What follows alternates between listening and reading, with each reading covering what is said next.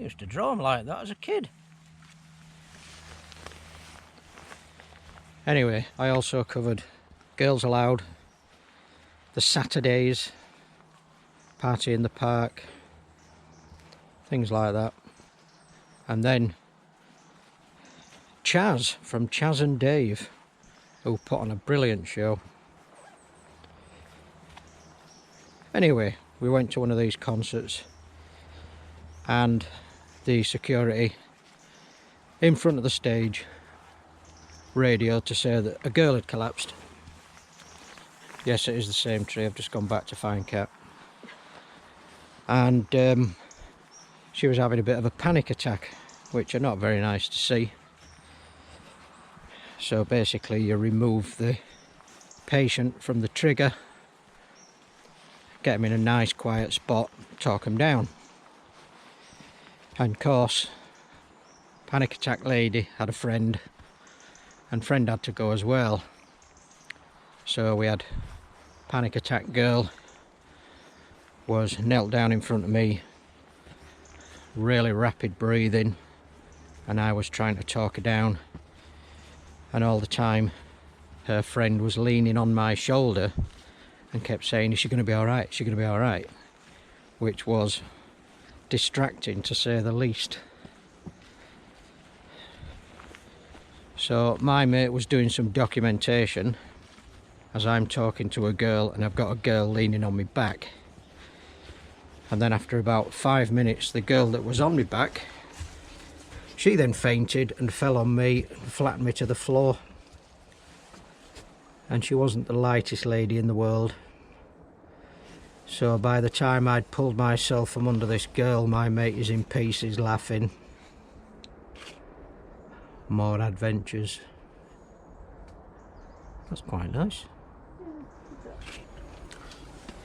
Cat doing some photographing. Just a duck. Crispy duck would be better.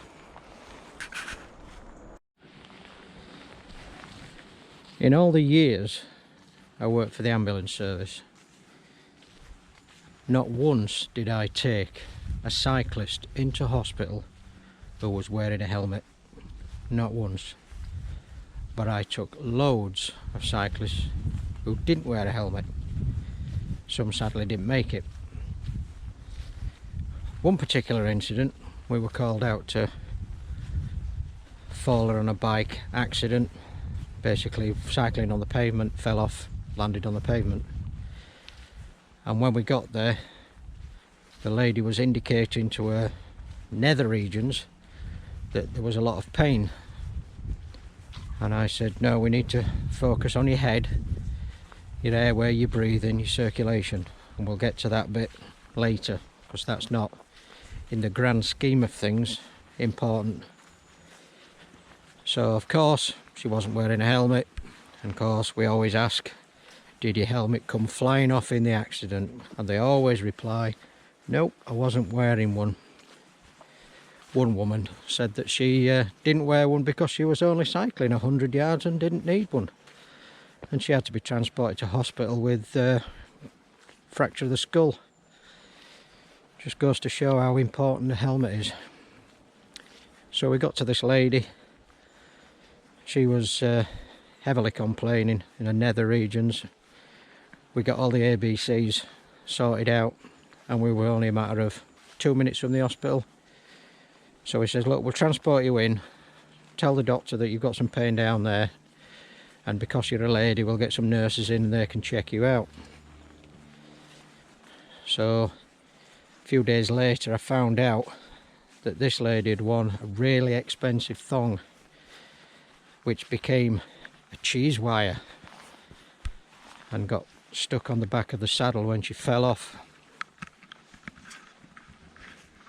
Took 2 nurses to get that out. Ouch. But the moral of the story is, if you're going out on your bike, wear a helmet.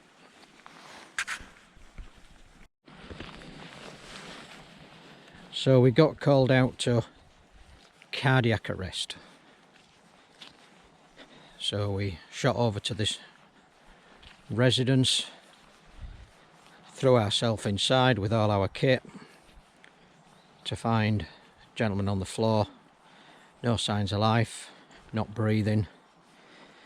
So we started our CPR, charging up the core pulse, which will deliver the shock, and started getting some information on this patient. And all we kept hearing was, "I knew he'd do this to me one day," which we just couldn't understand at the time. So then another crew turned up, and then one of our bosses turned up, and he brought a bit of kit called a Lucas, and this Lucas basically straps around patient's chest like an enormous belt, and then it's got what I can only describe as a whacker plate on the top, and that automatically delivers CPR, which makes it easy for everybody else. But because of the shape of this gentleman's chest, we kept having to adjust it to get into position because it was sliding out of place. But that does happen from time to time. Anyway, after the 5 of us had attempted a resuscitation, we decided to call it a draw. After about half an hour we were getting nowhere. This gentleman was gone, wasn't coming back. So it's a strange place for a lifeguard. There's no water about, no swimming pool. So I was then given the task of going to tell this gentleman's wife that he'd passed away. And you can't say passed away, you can't say slipped away, you've got to say he's died or he's dead, because there don't have to be any there can't be any ambiguity over what you're trying to deliver. And when I walked in the room, this lady was walking up and down, "I knew he'd do this to me one day," blah blah blah. So I'm confused, I've no idea what's going on, and I just said, "Look, I'm really sorry, I have to tell you that this gentleman's dead." And she just kept saying, "Yep, I knew it, it's all his fault, blah blah blah." So I just had to say, "Look, I'm really sorry, but you're gonna have to explain to me what you mean." And she said, "Well, because of the gentleman's condition, they slept in separate rooms so they could both get a good night's sleep," which isn't uncommon when you get people of older age or people of mixed comorbidities. And she used to go in on a morning to wake him, see if he wanted some breakfast, and most mornings he'd pretend to be dead until she give him a shake, and then he'd open his eyes and scare her. And she said he used to do it all the time. And I says, "Well, what happened today?" She said, "I opened the bedroom door, he had his eyes closed, he wasn't breathing, and I thought he was kidding again. So I didn't give him a shake, closed the door. He really was dead." That was many years ago now.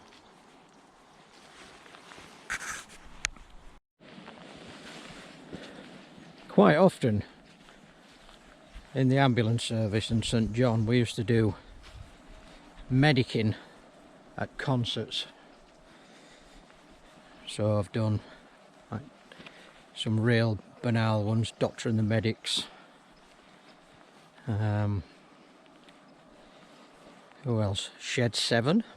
They were excellent. Anybody who's a Shed 7 fan, they were just awesome.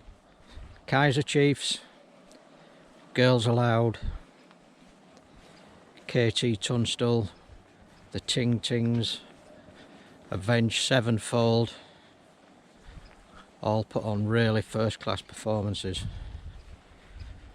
I remember going to a concert and I was up in the VIP balcony so I could get eyes onto the mosh pit and all the people down in the hall. And my mate radioed that he he had a load of drinks. So I went down to the far end of the hall away from the stage to collect the drinks. And when I came back, Velvet Revolver were playing. Now, for those who don't know, Velvet Revolver was made up of the majority of Guns N' Roses, and Slash was doing a proper face melting sliding riff exhibition on his guitar,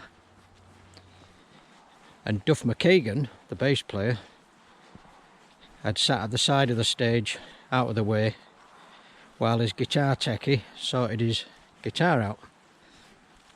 And as I'm walking down the steps, he just looked at me and he was pouring with sweat. So I just showed him a bottle of water. "Do you want one of these, Duff?" And he says, "Oh, cheers, mate. Take a seat here." So I sat and had a chat with Duff McKagan from Guns N' Roses and Velvet Revolver. Little claim to fame. Really nice guy as well.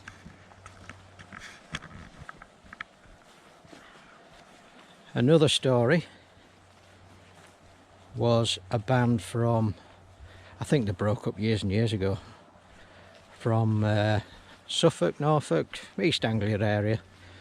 An all-girl rock band. And they were alright, they put on a good show. And before I met Kat and fell in love, this bass player was absolutely stunning. And she was just rocking some tunes out. And then when they'd done their first set, I went back for a cup of tea. And no sooner had I got hold of the kettle that a guy, gigantic black guy, security guy, said, "Oh, Steve, can you help us out?" I says, "Oh, what's up? I ain't had a cuppa yet." He says, "There's a girl collapsed in the toilets." And I'm like, "Oh, come on." Right, so I grabbed my kit, went to these toilets, and lo and behold, it was the bass player. Thank you, God. And the reason why she'd gone down was not enough food, too much alcohol. Always a good mix if you want to collapse. So we got her laid out, and next thing I got another tap on my shoulder while I'm dealing with her, and it was the manager. And he said, "They're due on stage in 5 minutes, hurry up." And I said, "Not a chance, mate. She's my patient. She's staying here for at least 20 minutes. She needs to get some food inside her." And he said, "I'm the manager. She's going on stage." And I said, "I'm the medic, and she's not."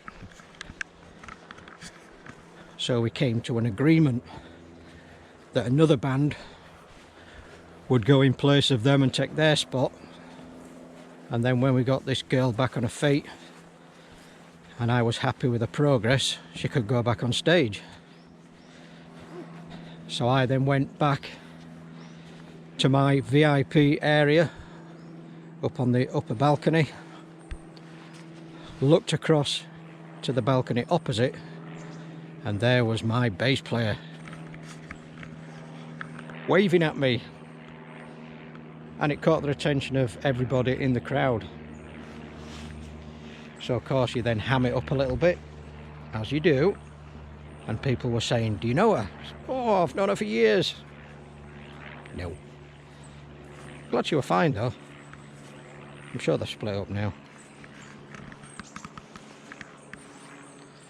It's a bit low. I'm going to bang my head on that, I'll have to move.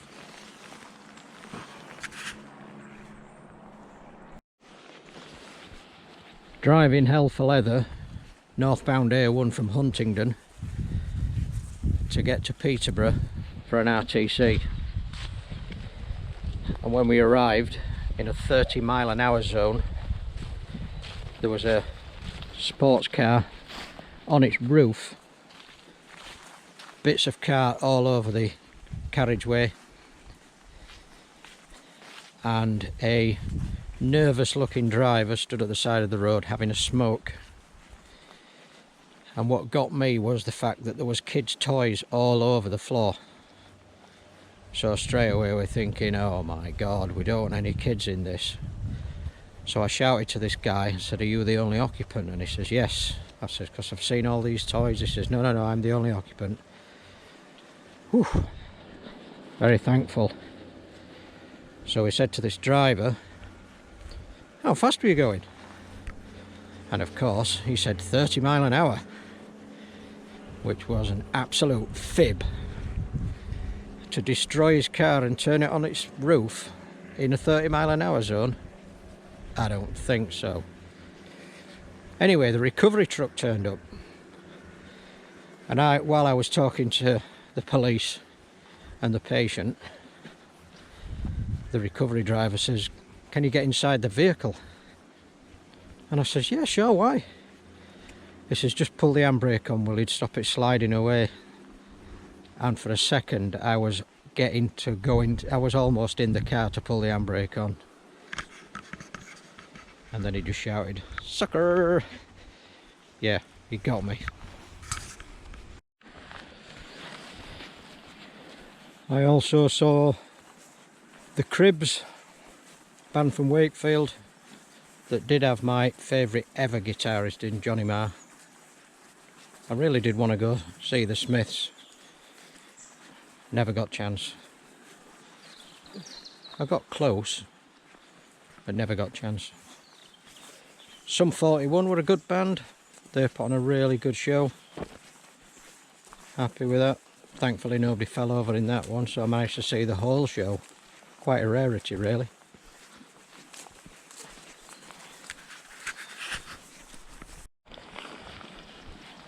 So myself and an ex-squaddy, an ex-battlefield medic, really nice guy, moved off towards Liverpool a few years ago, and we were taking a patient down some stairs on a carry chair, and he had the very large bag on his back, and I was at the top, he was at the bottom.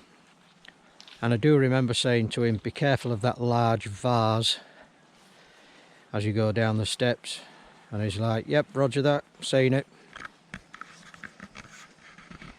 Unfortunately, when I then reminded him, he turned round to see how close he was, and the bag just swiped the vase straight off the windowsill, straight down the stairs.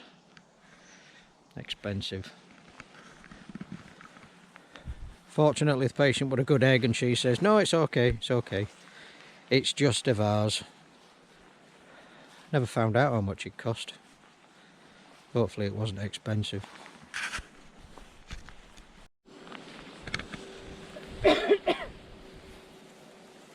So, another story.